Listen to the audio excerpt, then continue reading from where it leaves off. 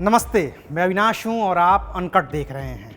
Antilia case की फांस आखिरकार Mumbai police के कमिश्नर परमबीर सिंह तक भी पहुंची गई। 17 मई की शाम होते होते परमबीर सिंह का तबादला कर दिया गया और उनकी जगह ले ली 1987 बैच के आईपीएस हेमंत नागराले ने।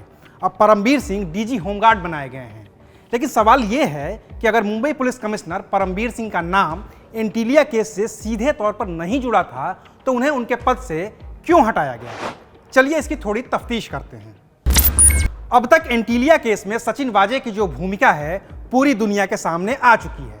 उसे गिरफ्तार कर लिया गया है और एनआईए उससे पूछताछ कर रही है। रही बात परमबीर की, तो उनके तबादले की असली वजह भी यही सचिन वाजे ही है। सचिन वाजे करीब 16 साल तक सस्पेंड था। उस पर कई गंभीर आरोप लगे थे, लेकिन परमबीर सिंह के आदेश से ही 6 जून 2020 को सचिन वाजे पुलिस सेवा में बहाल हुआ था।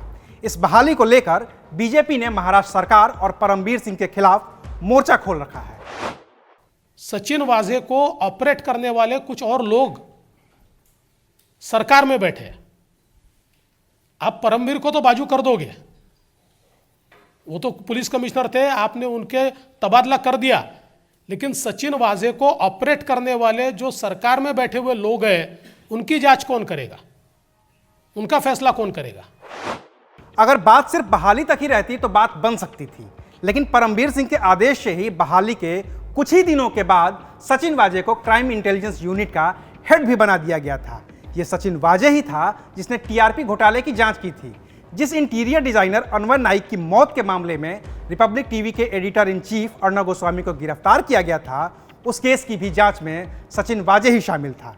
कंगना रनौत ऋतिक रोशन के बीच का ईमेल वाला मसला हो या रैपर बादशाह का फेक फॉलोअर बढ़ाने वाला मसला, इन सारे केस की जांच सचिन वाजे ने ही की थी। और सचिन वाजे को इन सभी केस की जांच जिस अधिकारी ने सौंपी थी वो थे मुंबई पुलिस के कमिश्नर परमबीर सिंह। लेकिन जब देश के सबसे बड़े उद्योगपति मुकेश अंबानी के घर एंटीलिया के बाहर विस्फोटक लदी गाड़ी मिली और इस केस की जांच भी सचिन वाजे को ही सौंप दी गई, तो मामला पलट गया। जैसे जैसे जांच आगे बढ़ती गई, पता चला कि इस मामले का सूत्रधार तो सचिन वाजे ही है। और फिर महाराष्ट्र के विपक्षी पार्टी बीजेपी ने मोर्चा खोल दिया। सीएम उद्धव ठाकरे ने हालात को संभालने की कोशिश भी की। संजय राउत ने बचाव में बयान भी दिए। लेकिन जब एनआईए ने अपनी तफ्तीश में सीधे तौर पर सचिन वाजे का नाम लिया और उसे गिरफ्तार कर लिया, तो उद्धव ठाकरे के पास सचिन वाजे के सरपरस्त रहे परमबीर सिंह को हटाने के अलावा कोई विकल्प नहीं बचा था। 1988 बैच के आईपीएस परमबीर सिंह 29 फरवरी 2020 को मुंबई पुलिस के कमिश्नर बने थे। उन्होंने संजय बर्वे की जगह ली थी। अंडरवर्ल्ड स्पेशलिस्ट माने जाने वाले परमबीर सिंह कमिश्नर बनने से पहले एंटी करप्शन ब्यूरो के डायरेक्टर थे। उनके एसीबी का डायरेक्टर रहने के दौरान ही राज्य के उप मुख्यमंत्री अजित पवार को सिंचाई घोटाले में क्लीन चिट मिली थी। एसीबी से पहले वो एटीएस के डीआईजी भी रह चुके थे और उनका सर्विस रिकॉर्ड बेहद शानदार रहा था।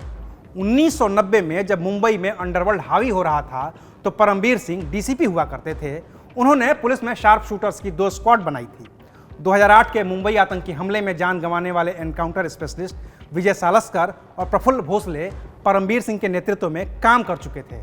कमिश्नर बनने के बाद उनका सबसे बड़ा केस सुशांत सिंह राजपूत का सुसाइड केस था, जिसमें उन्होंने मुंबई पुलिस को बदनाम करने की साजिश का आरोप लगाया था। हालांकि परमबीर देश में तब चर्चा में आए थे जब उन्होंने मालेगांव ब्लास्ट केस में साध्वी प्रज्ञा ठाकुर को गिरफ्तार किया था। उस वक्त वो एटीएस के एडिशनल कमिश्नर हुआ करते थे। बेदाग करियर के साथ आगे बढ़ रहे परमबीर सिंह एंटीलिया केस में बेदाग नहीं रह पाए। इस केस के मुख्य आरोपी सचिन वाजे को संरक्षण देने के आरोप में वो अपनी कुर्सी गंवा बैठे। अब जिस आईपीएस हेमंत नागराले ने उनकी जगह ली है वो 1987 बैच के आईपीएस हैं। उनके पास इसी साल जनवरी से महाराष्ट्र के डीजीपी का एडिशनल चार्ज भी है। वो सीबीआई में एसपी और डीआईजी भी रह चुके हैं। साल 2016 से 2018 तक नवी मुंबई पुलिस कमिश्नर भी रह चुके हैं। अगर उनके करियर के सबसे बड़े केस की बात करें तो उन्होंने 130 करोड़ के केतन पारेख कांड, करीब 400 करोड़ के हर्षद मेहता कांड और करीब 1800 करोड़ के माधवपुरा कोऑपरेटिव बैंक स्कैम की जांच की है। उनके काम को देखते हुए उन्हें प्रेसिडेंट पुलिस मेडल, विशेष सेवा पदक और आंतरिक सुरक्षा पदक से नवाजा जा चुका है। उन्हें अंजनबाई गावित चाइल्ड किडनैपिंग और मर्डर केस की तहकीकात के लिए भी जाना जाता है, जिसमें सुप्रीम कोर्ट ने दोषी को फांसी की सजा दी है। अब मुंबई पुलिस की कमान हेमंत नागराले के हाथ में है। मुंबई पुलिस इस वक्त अपने एक बड़े केस की तहकीकात से अलग कर दी गई है और उसकी जांच एनआईए के पास है।